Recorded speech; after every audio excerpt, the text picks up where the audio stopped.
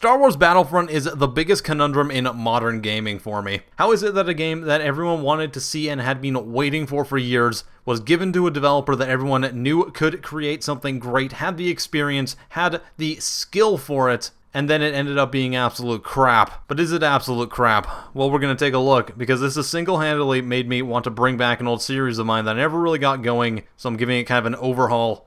This is Second Impressions of Star Wars Battlefront.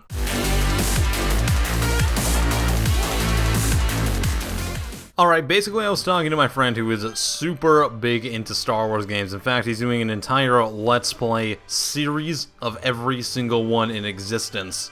It got me jonesing to play some Battlefront again. You're probably sitting in your chair like, why would you play that absolute disaster? Well, it kind of instilled a morbid curiosity for me to go back and see how the game has developed over the past year since it's been released. Maybe some huge changes happened, maybe the game's a lot more enjoyable now, maybe there's a lot more to do, maybe there's still people playing it.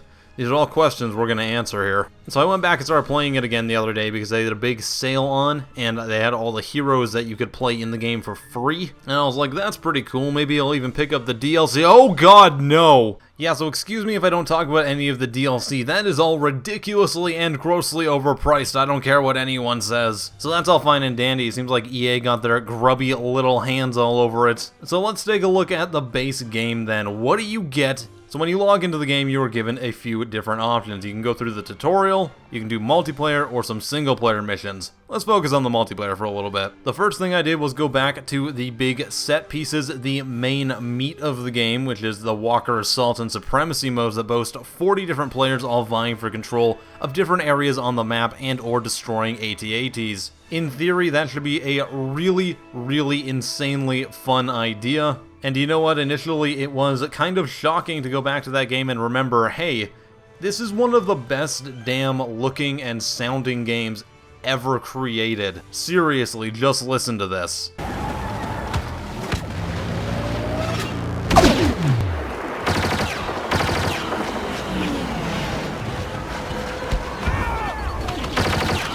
about to lose a control point to the rebels.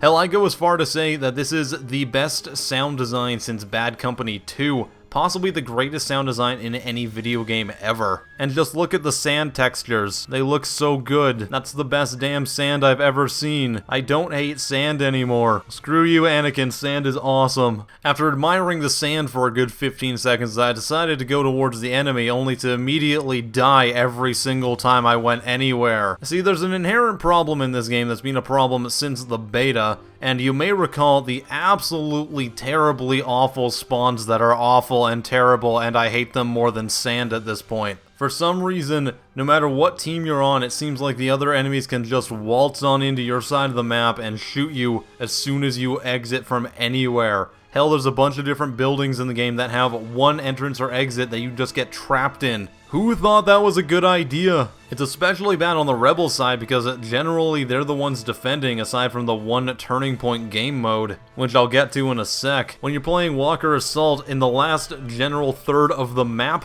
on pretty well every map you play, it seems like the AT-AT has a clear line of sight no matter where you are, save for the Endor map, which is basically just a bunch of people running around like Ewoks. Considering it is Endor, I guess that's rather apt. You just kind of pop your head out of bushes, shoot each other from behind usually. 90% of the time you don't even know what's happening. Oh, the mini-map? Oh yeah, that's the thing that doesn't really work. It kind of shows you the general direction of where enemies are, but even so, you seem to get shot in the back of the head most of the time. So Walker Assault is kind of just interesting for the first 10 minutes, maybe a few rounds or so, but after that you realize that there's not really a whole lot to it. You can't even drive the AT-ATs. I mean, not that driving them in the other Battlefronts was actually that great. I mean, to be honest, you were pretty much just going forward anyways. So anyone who complained about that initially when the game originally launched is kind of an idiot. But still, I want full control of my AT-AT. After getting my fill of just kind of shooting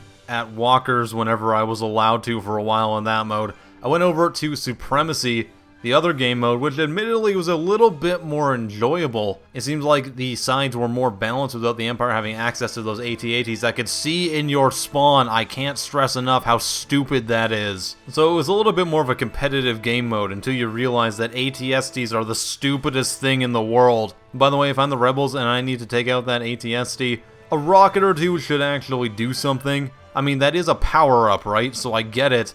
I get a super duper power up, shoot it at the AT-ST, and nothing happens. It's more like I'm just donkey punching it and it gets slightly annoyed. Then it shoots me.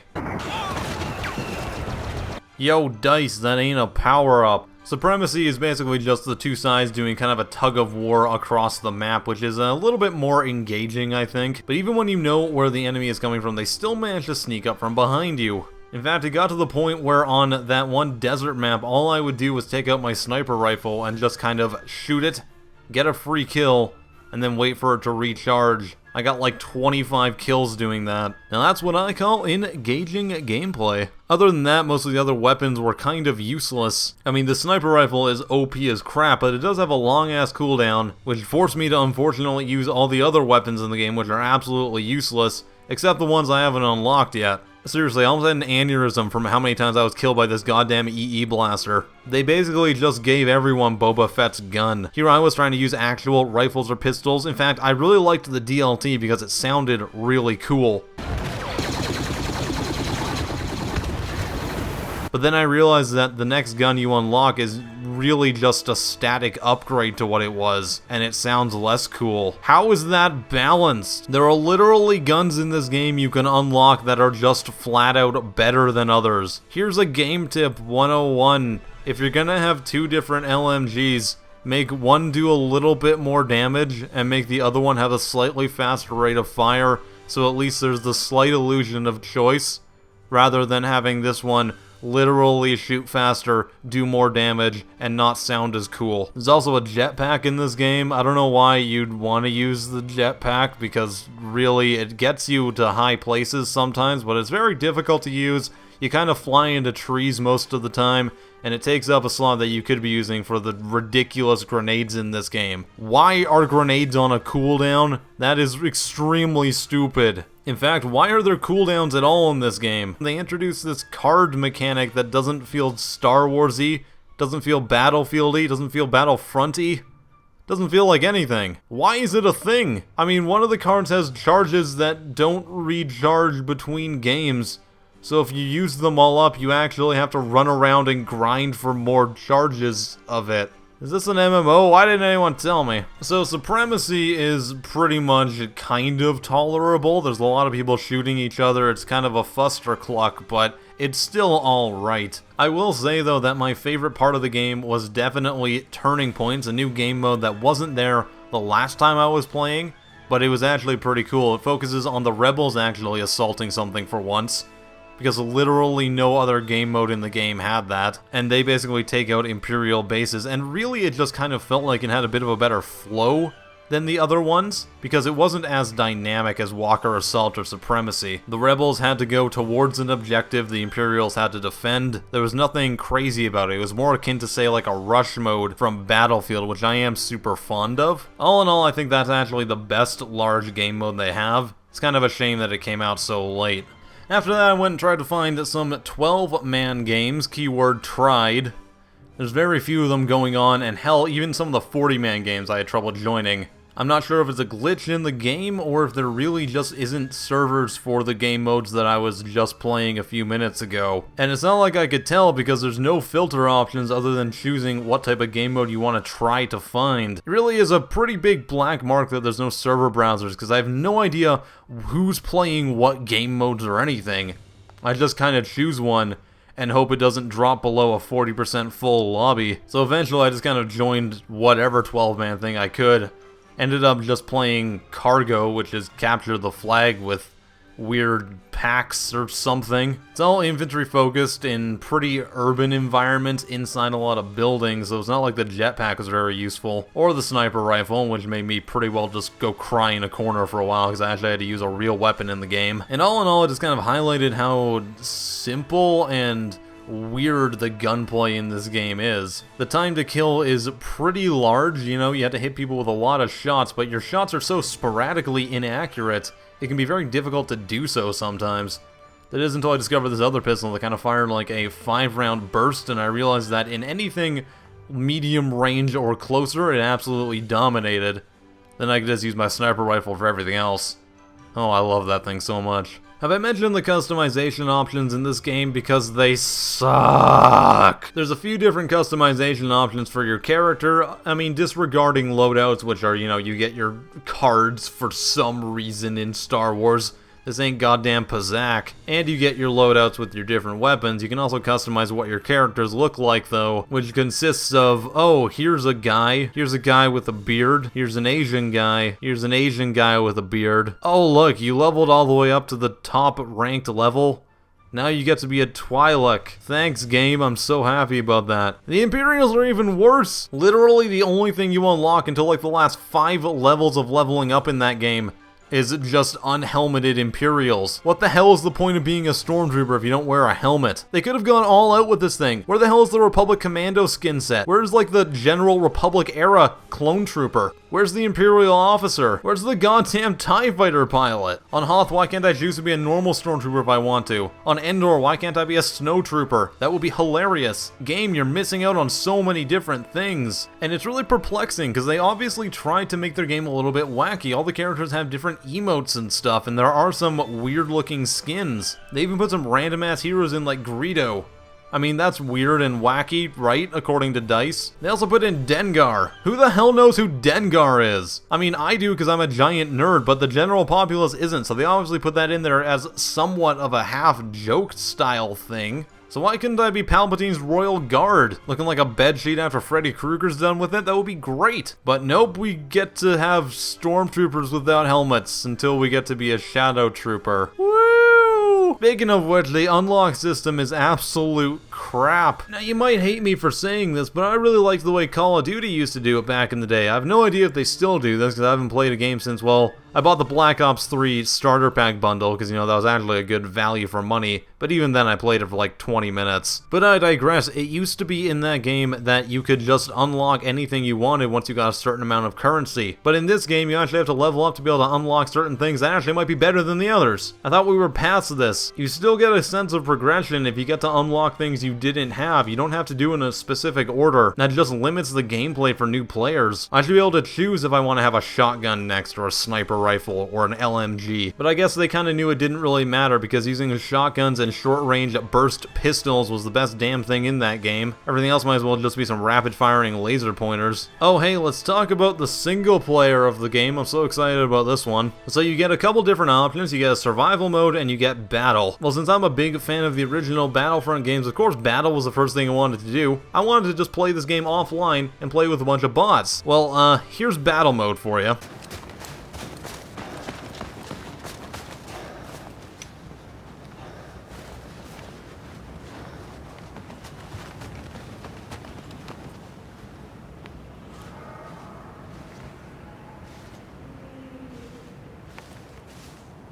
Where the hell is everyone?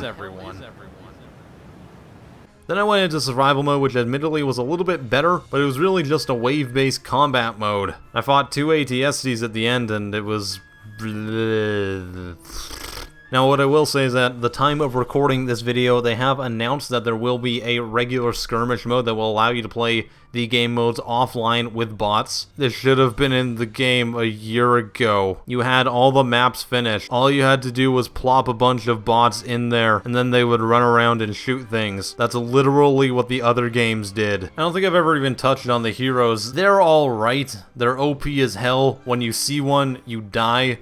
That's been a kind of a thing in every Battlefront, though. So it's not like they were really improved on or made too powerful, not powerful enough. I think my only real gripe with it is who gets them is so randomized. It really boils down to who has the luck of the draw. And if you're on a 40-player game, it's kind of ridiculous. I don't think I've ever gotten a hero since I've been back playing this game. So you've probably noticed there's a lot of negativity in this video.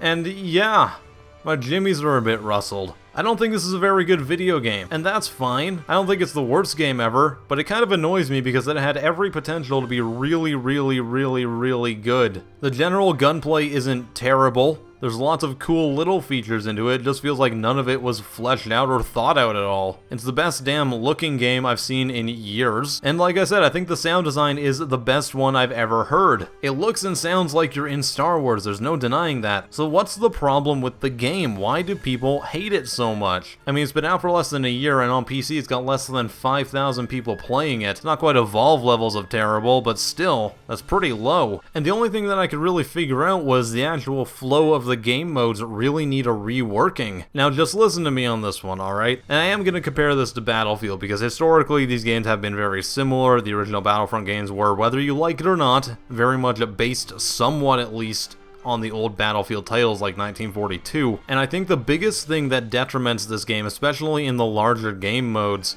is the respawn times. In Battlefield, when you die, you're out for a good 15 seconds at least, and when you respawn, you get to choose where you spawn to a much greater degree than you do in Battlefront. This game instead opted for very quick spawns a la Call of Duty in a more objective-focused, large-scale warfare game. Therefore, there's no actual flow of battle. If your team gets destroyed by the enemy team, you all have to respawn and kind of mount an attack together, and same vice versa. When you take out the entire enemy team, the defensive forces get a little bit to hunker down. But in this game, everyone kind of dies and instantly respawns, so they just run around like headless chickens until they die again. There's no incentive for anyone to actually stick with your group because you spawn in random places. The spawn points change consistently. And if you have a game mode where people are going towards an objective and slowly creeping forward, it kind of messes with it when people respawn every 3 seconds.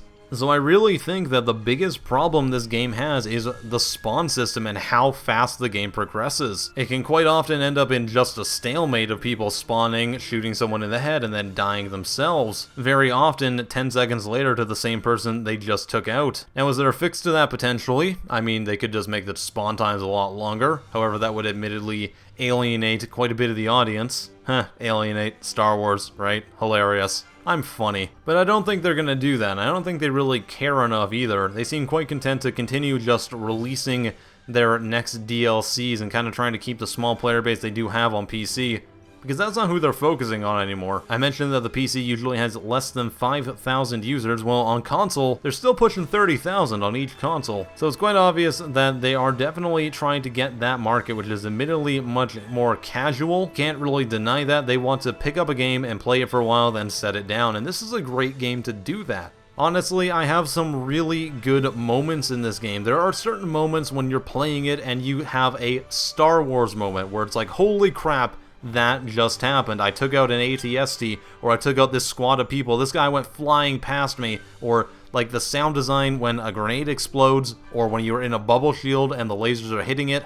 That's all amazing. That combined with how the game looks, you feel like you're in a Star Wars battle, and then you play the game, or you're killed by something instantly, or someone from behind, and you're reminded that this is really just kind of a subpar experience with no depth to it. I'm curious to see what they do with the sequel, but for now, unless you really want something to just kind of mull around in and you want to get it on console, I would especially say don't get it on PC, considering there's so few people playing it. Sure as hell don't get the deluxe edition or the season pass, because that shit is still $50. And in the standard edition, there's not that many people playing it. That's 5,000 people divided up into all these different DLC packs, whether you got the standard edition, or you got the deluxe one, you got the season pass, you didn't. It can be very hard to find a reliable game type. So those are second impressions on Star Wars Battlefront. What do you think about it? Let me know in the comments. I'd love to hear from you. Do you think it's a good game? Do you think it's a bad game? Do you think it's great? Do you think it's crap? At the end of the day, though, my opinion is fact. Mine's the only one that matters, of course. I am PattyJack, and I will see you guys next time. Have a wonderful day.